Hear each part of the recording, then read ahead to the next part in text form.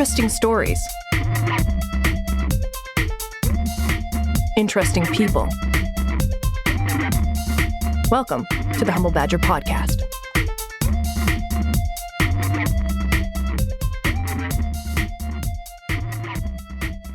Thank you for listening to this podcast today. Remember to like and follow us at The Humble Badger on Twitter and Facebook, or at The Humble Badger Podcast on Instagram. And this episode is brought to you by Falsha Irish Pub. Come hungry, leave happy. And they got $4 Jameson specials, tax in every day, all day. So check them out. They're at 201 City Center Drive. My name is Pablo Dawson. I am the host for this episode.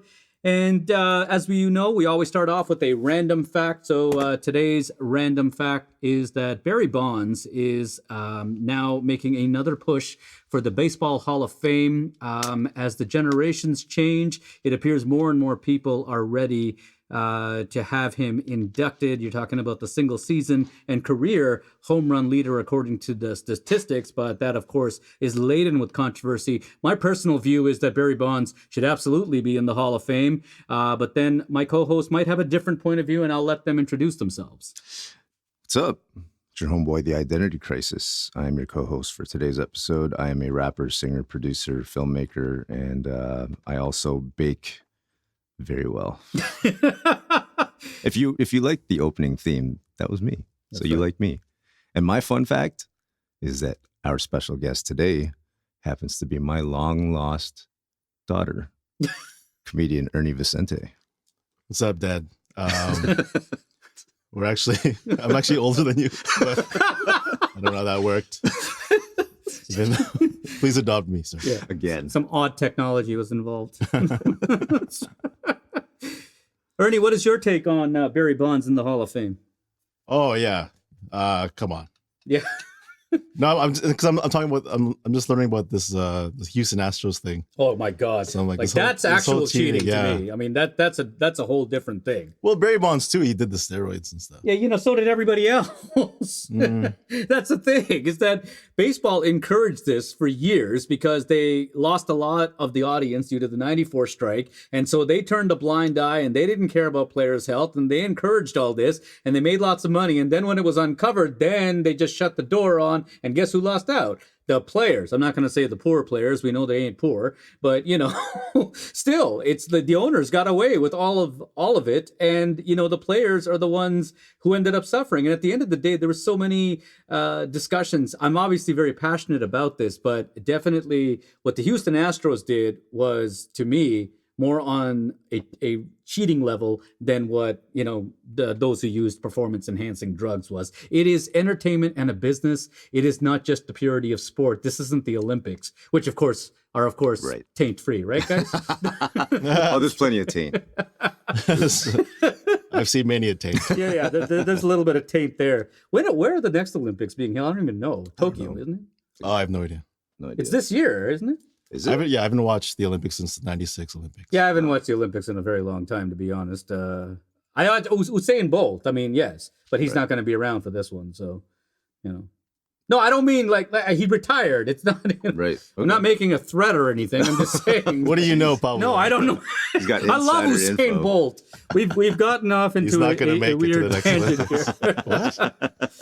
So for those of you who don't know, Ernie Vicente is an award-winning comedian, and so we're obviously going to talk a little bit about the comedy industry. One of the questions that we've received online to ask you is, what inspired you to get into comedy? Thank you. Yes, it's called Inspire. Well, basically, I took accounting in college, Sheridan College, shout out. Yeah.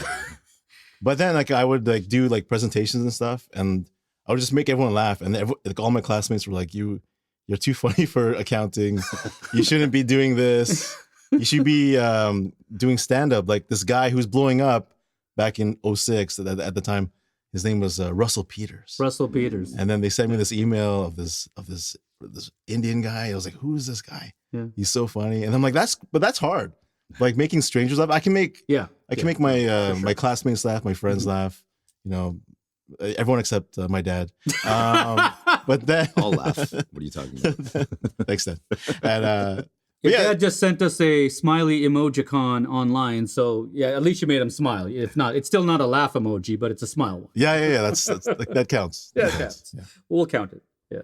So you basically decided to do comedy on the suggestion of the Sheridan accounting class. Well, no, but basically what happened was I graduated. I barely, and so I went for like accounting interviews and stuff. And like, I think I was like, I forget how old I was, but like I bombed.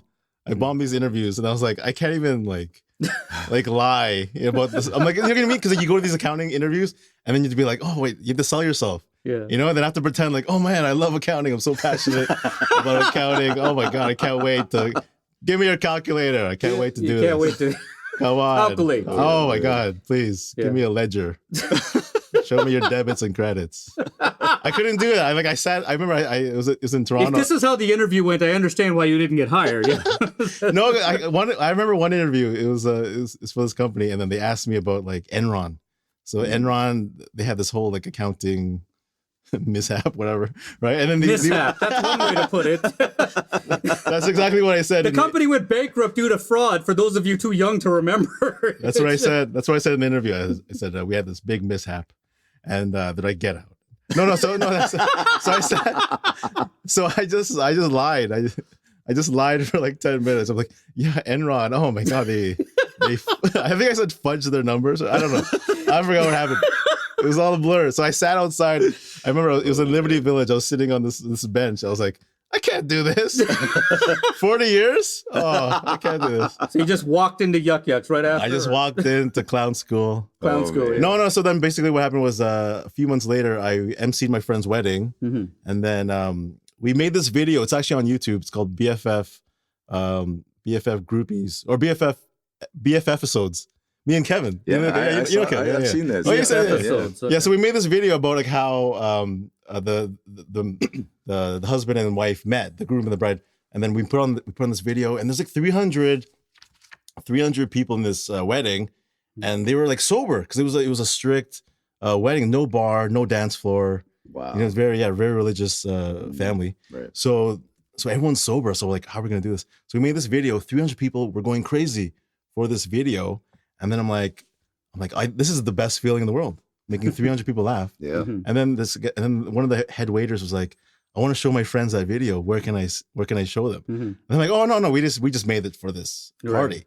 That's it, right? He's like, oh, hey, there's this new site. It's called YouTube. I'm like, I'm like, what? What is this? It's this new site. What is this? Even in 2006, like, come on, that was pretty well known by then. No, YouTube was just starting. It was just 2006. Yeah. I mean, no, I remember 100%. It from like I don't know, maybe 2005, 2006 when it really started. Yeah. Like uncharacteristically, I was ahead of my time. I guess. What can I say? You know a lot, Pablo. You know about Barry Bonds and Usain Bolt. Who's not making it to the Olympics? That's right. No, yeah. Well, Barry Bonds ain't going to the Olympics. That's for sure. Okay, I was incorrect. It looks like YouTube was created in February of 2005. So there you go. Oh. I'm a big man. I can admit that I'm wrong. You're a big man. Yeah. Well, I'm not really that tall, but you know. Anyways, I've interrupted your story again. So how much time do we have? Anyways, no. So so basically, I made these videos, and then I was like, I want to make more videos. But my friends who were in the videos, like editing and doing the camera work, they had lives. You know, they didn't want to do. This wasn't their passion. This wasn't their passion. This is my passion. So I run into that problem a lot. I'd love for a lot of people to help me, but they have these things called lives and jobs. They had families. They had like girlfriends. Yeah. Yeah, exactly. And, it's hard. So they're like, oh, we want like because we all had full-time jobs back then. Yeah. So then the only time we had free was like the weekends. Mm-hmm.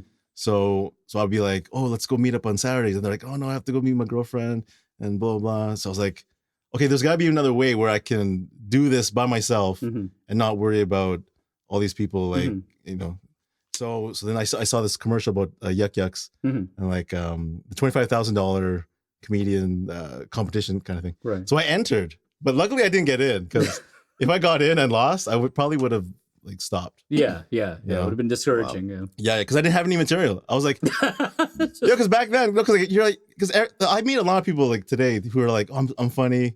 Yeah. I could do stand up, but I'm like, it's a totally different animal. It is, and a lot of people don't realize that. What do you think the biggest misconception is that the general public has about stand up comedy and comedians?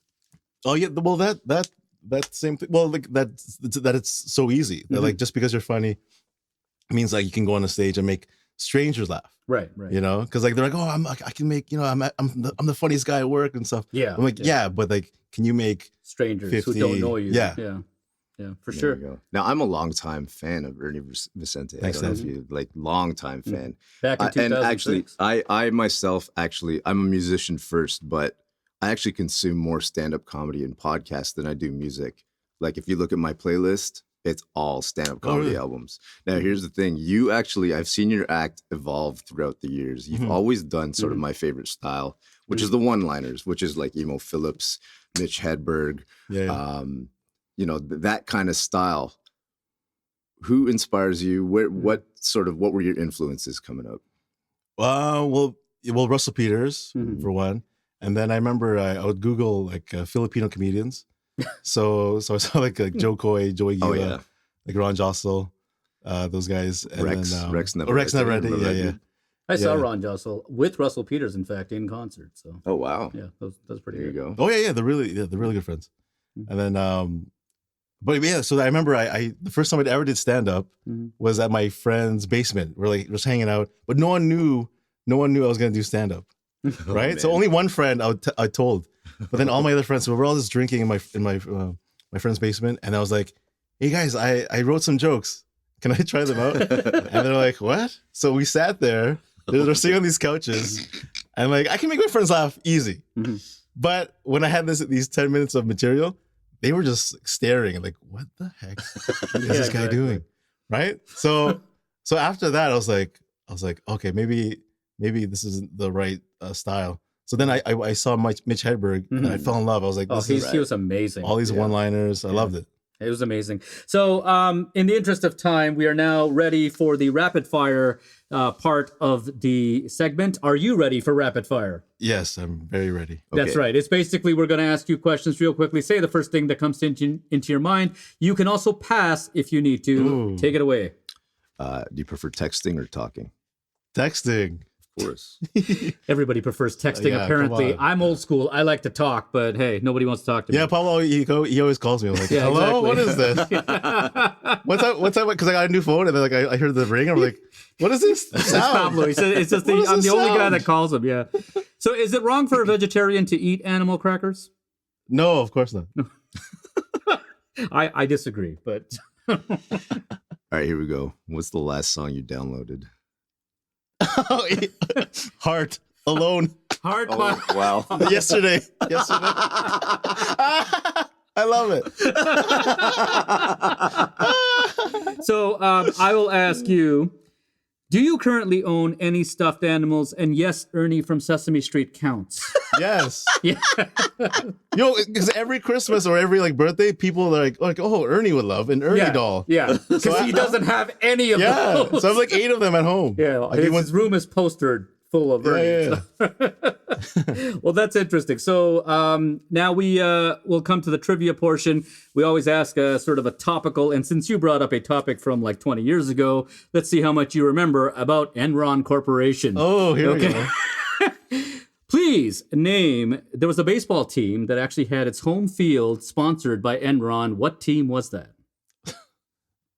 That was the Washington Nationals. No, they didn't even exist back then. Oh, 20 years ago. It Damn was the Houston Astros. So, yeah, you got that wrong. Cheaters. Just like just like Enron. Connections there. Yeah, there are connections. That's where Houston learned how to cheat, from Enron. That's From Enron. 20 years later, they decided to incorporate. That's Enronic. Enron, oh, come on. There was a movie that came out also around 20 years ago starring Jim Carrey and Jennifer Aniston, where in the last scene, the character is excited about getting a job at Enron. Can you name that movie? Bruce Almighty. That's right. Yes. That's right. Boom. There you So, go. if you want to follow Ernie Vicente and his comedy shenanigans, you can follow him at Ernie Vicente on Instagram, Twitter, Facebook. That's right. And you should also subscribe to his very informative and inspirational channel called Earn Spire. That's ERN Spire. So I want to thank you for coming on to the show. Thank you. And Follow that account on Instagram as well, at Earnspire. that's right. That's right. Oh, yes. yes, please. Earn Spire Thank you. has its own account Yeah, too. yeah. That's right. And once again, we would like to thank our promotional sponsors at Falsha Irish Pub. If your organization is interested in sponsorship or promotional partnerships, please contact us. And for any inquiries from anyone, please visit thehumblebadger.com for contact information or send us a message through social media. Thank you for tuning in. Signing off from the Sett here at Trax Ahead Recording Studio, I'm Pablo Dawson. Wherever you are and whatever you do, remember to follow your passion.